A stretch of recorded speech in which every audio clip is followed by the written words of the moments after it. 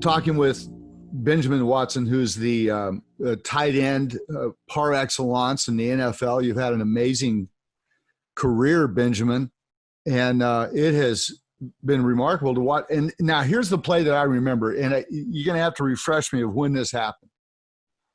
There was a it seems to me it was the playoffs, and there was trying to remember the guy, and he caught an interception in the end zone and was running down the field for a touchdown, and you caught the guy. Yeah, Champ Bailey, another Georgia Bulldog. Champ Bailey.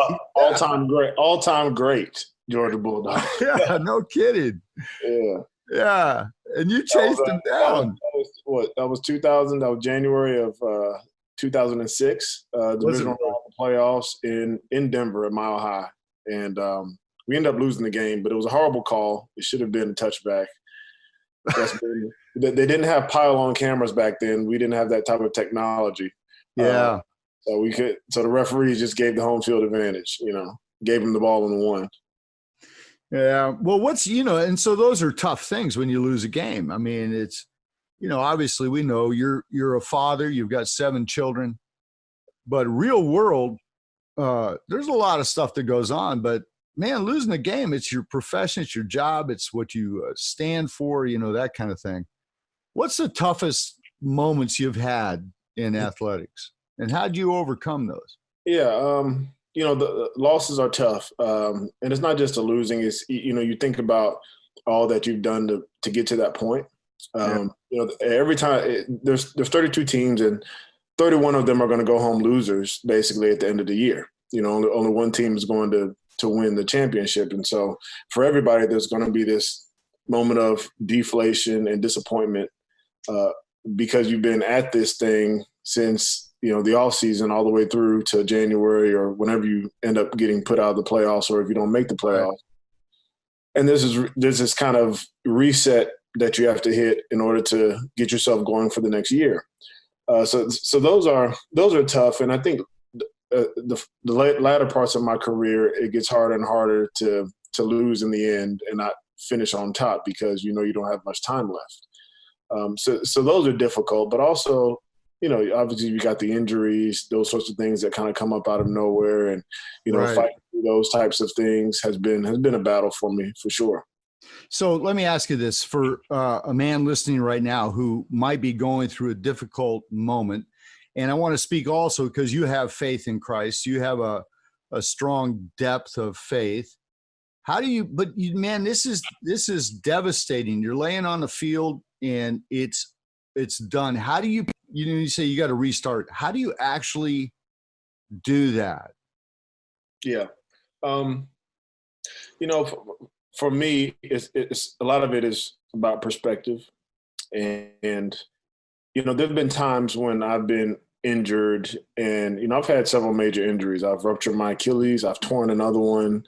Right. I've had an ACL. I've had several head injuries. I've had quite a few things over my 16-year career that have kept me out off the field for a little while, if not an entire season. And I can remember actually sitting in meetings sometimes when I know I'm not playing and not able to practice because I'm rehabbing an injury and feeling like, all right, the next guy is going to take my job and maybe I won't be here next year. All the things that start to go through a man's head when we're talking about our professions. And I can remember actually in my notebook writing down the time after time that God has been faithful and brought me back from different, maybe not to the same place, but maybe to another place. But there's always been some sort of provision that has happened after a time of disappointment.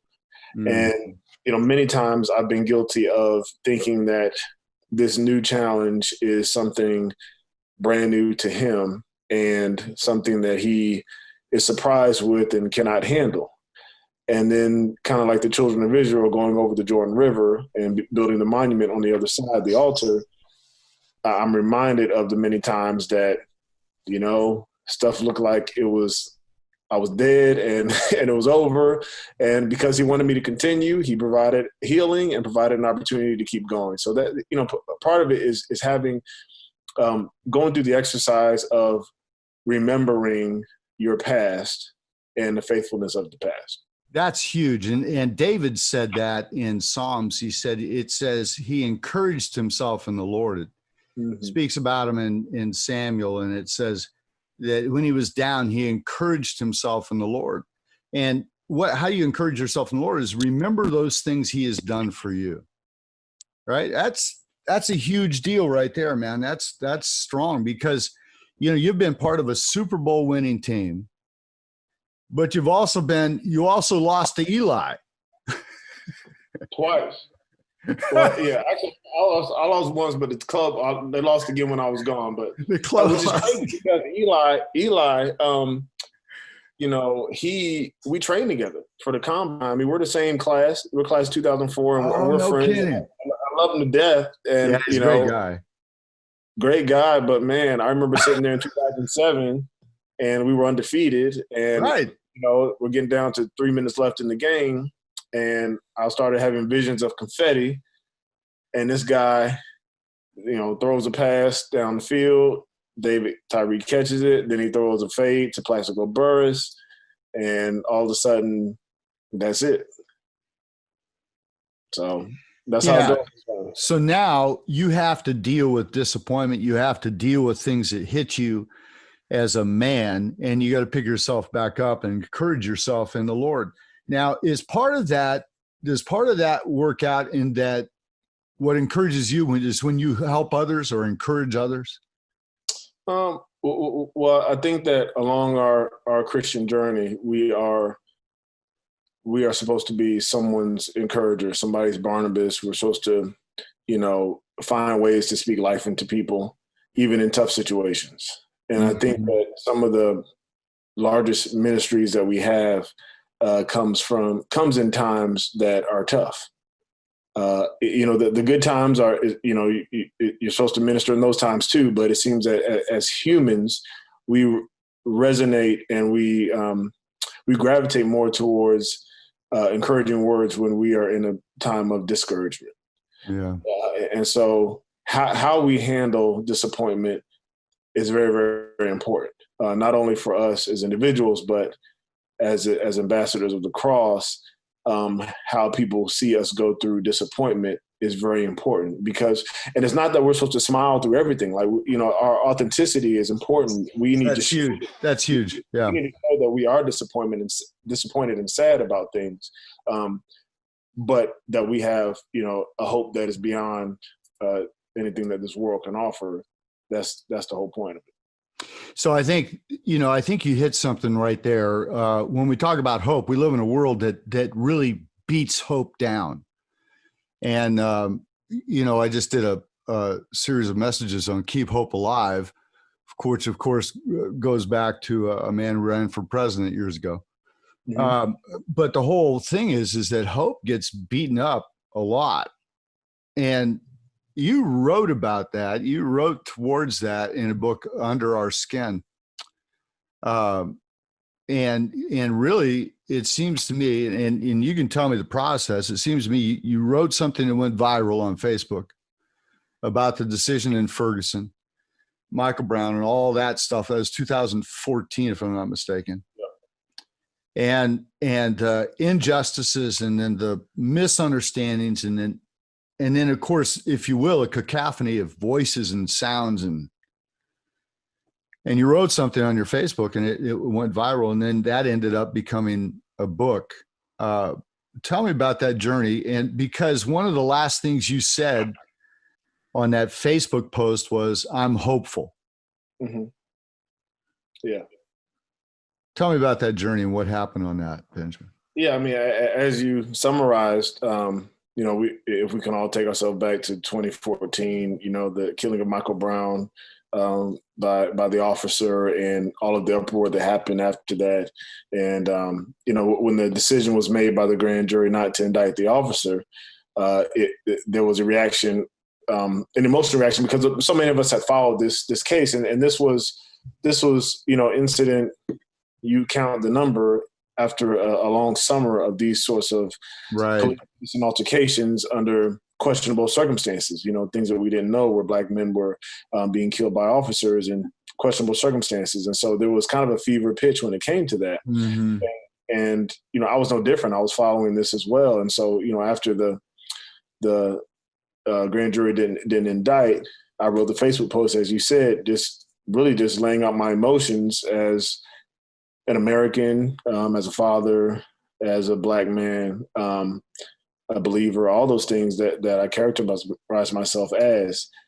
And just being raw about being sad, about being introspective, about being angry, that we're seeing these things happening over and over again, about, being hopeless because it seems like nothing changes, but Right. also about being hopeful because we've seen collectively as a nation so much progress in this area from not too long ago.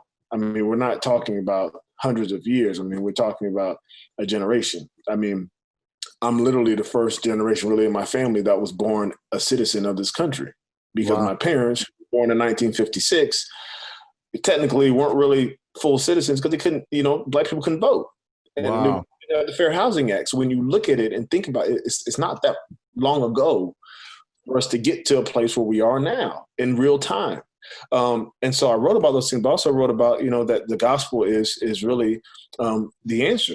And it's not to glaze over systemic injustice that exists. It's not to glaze over racism that still exists in many ways. It's not to glaze over the lasting effects of redlining and incarceration, all those things that we need to deal with. But at the root of every issue, every vice known to man is sin. And the blood of the cross is really what transforms the heart of man. And that will never change. And so, that's why I'm encouraged and that's why I'm hopeful.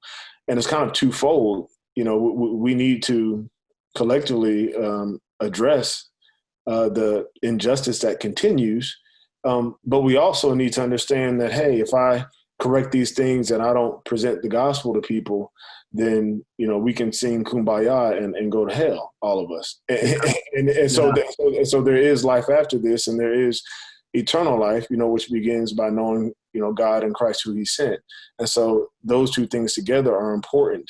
And so Under Our Skin, was a book kind of in as raw a way as I could, kind of addressing the issue of race in America, because that has been our common thread since since the inception of the Republic. Yeah. It's a great book, and I want to mention it, Under Our Skin, and Benjamin Watson, and it's available on, on a Kindle, Amazon, everywhere. And I'm going to encourage everyone listening to us to get that book, because for some of us, and particularly if you're Anglo or from a different background or different place, some of these, it'll open up your eyes to some things. And then for a lot of us, it will help us frame. You've done such a good job of framing the conversation. Mm-hmm. And I think that's so important. And then there's there's things that we don't think about. We're very active as a ministry in the Ban the Box movement. Mm-hmm. And our one of my good friends is named Harry Jackson, who's in Washington. Yeah, Washington, Bishop Harry. Yeah. So he's a good friend, HRJ.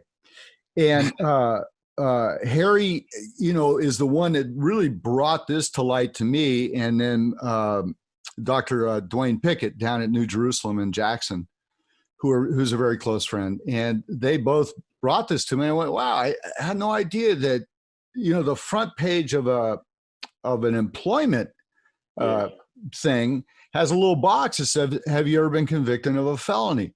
Yeah. And so the thing is that by and large, what that's done is immediately push aside so many young men of color, men of, let's say, poorer backgrounds. And so these are things that sometimes we don't think about, Benjamin, and I so appreciate. But not only did you write Under Our Skin on this really important issue, but you also wrote a book about first-time dads, and you've got 7 kids. So I think that makes you an expert, bro. Well, part of the reason for the book was trying to tell other people about all the mistakes that I made.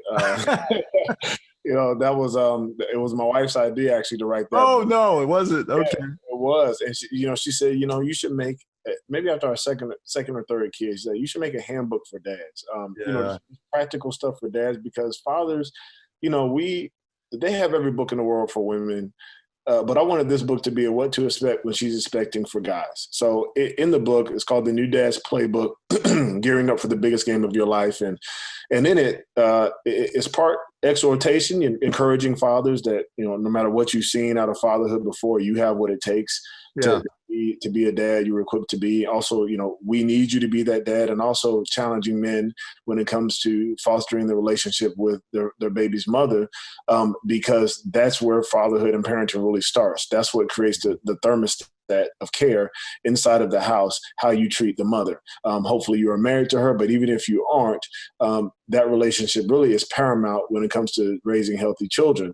And so then the second part of the book is really just a how to swaddle, how to change a diaper, what to expect when you go to the first OB appointment and you're looking at this ultrasound and you don't know what the heck's going on, what questions to ask, I have like a list of terms in the back, everything from trimester to you name it, so that men are armed with real information and they can understand what's happening, because there's so many changes that happen in pregnancy with the mother. And sometimes as a father, you're on the outside looking in, just wondering what's the best way to serve. Yeah, man, that's fantastic. I want to really promote that. I want to promote it on our website too, because that's important. I mean, for me, the biggest change with our first child is I had to get rid of my 2-seat sports car as our family car. Oh yeah. I mean, it was a little MGB is back in the day, but for me, that was a big deal. And for my wife, it meant nothing. Yeah, exactly. It's like, we're just changing cars. I go, no, you don't understand. Well, you ought to see our car now. We have a big yellow car with a black stripe down the side. It's called a school bus. We have a big Nissan 12-passenger van at this point. So all of our cool points. I mean, we tried to tint the windows and put some rims on it, but it's still a big box. That's funny, man. Put some 22s on it. Exactly. It's still a big old box.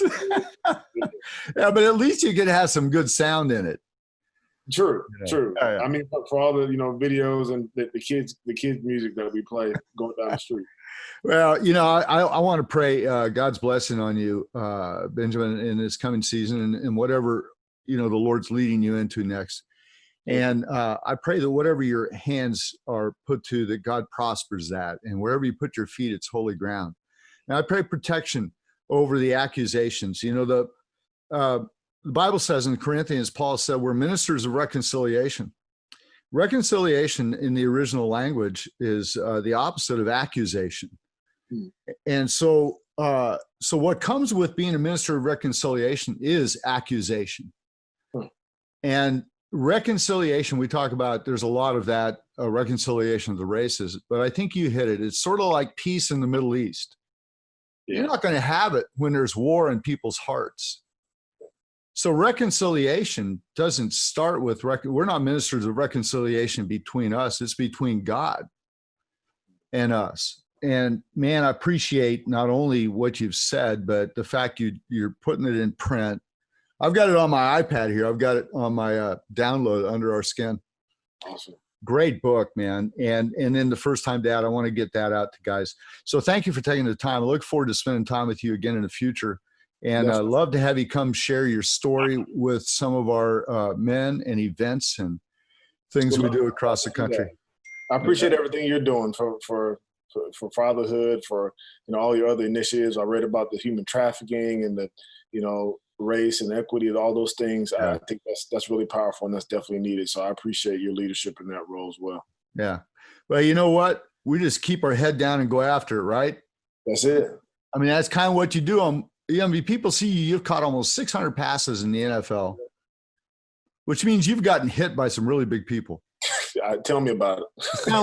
It's kind of like jumping off a 8-foot ladder and just landing on the cement. It actually is. No, I'm describing what an orthopedic surgeon said.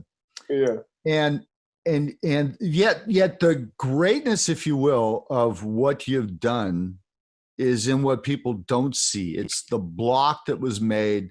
Mm-hmm. It's the Tuesday afternoon being willing to show up It's Muhammad Ali once said, he said, I never won a fight in the ring. He said, I won it out there on the road at 4 a.m. when nobody was looking. Yeah. And so I appreciate that about you and your push for excellence and the fact that you're taking that to other parts of your life. Yeah. So God bless you in that, man. And thanks for taking the time to do this interview. Thank you. Look forward to speaking with you again. All right, buddy. God bless you, man. Take care.